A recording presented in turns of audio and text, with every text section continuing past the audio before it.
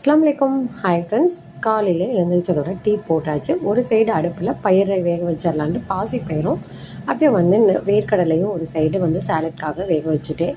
அதுக்கப்புறம் பார்த்திங்கன்னா காலையில் அதை முடித்ததுக்கப்புறம் பிரேக்ஃபாஸ்ட்டு அதே சாப்பிட்டுக்கலாம் அப்படின்ட்டு ஹஸ்பண்ட்க்கும் அதே கொடுத்துக்கலாம் அப்படின்ட்டு ப்ராடக்டுடைய வேலை இருந்துச்சு. நோம் டைம்னால கொஞ்சம் வந்து ஆர்டர்ஸ் வந்துகிட்டே தான் இருக்குது அல்ஹம்துலில்லாஹ்.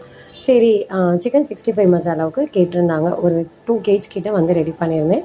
ஸோ ஹோம்மேட் வந்து சிக்கன் 65 எப்படி பண்ணுறது அப்படிங்கிறது நான் ஏற்கனவே ஒரு வீடியோவில் அப்டேட் பண்ணியிருப்பேன்.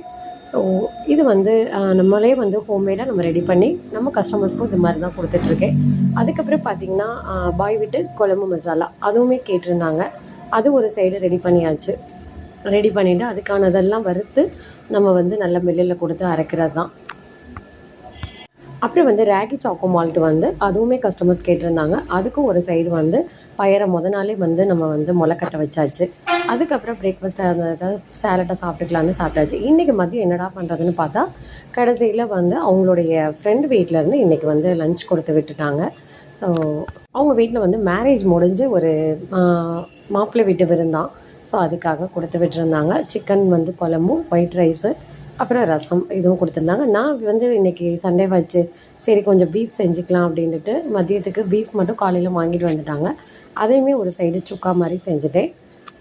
இன்றைக்கி உங்கள் வீட்டில் சண்டே என்ன ஸ்பெஷல் அப்படின்ட்டு கமெண்ட் பண்ணுங்கள். வீடியோ பிடிச்சிருந்தா லைக் பண்ணுங்கள், ஷேர் பண்ணுங்கள். Thank you friends.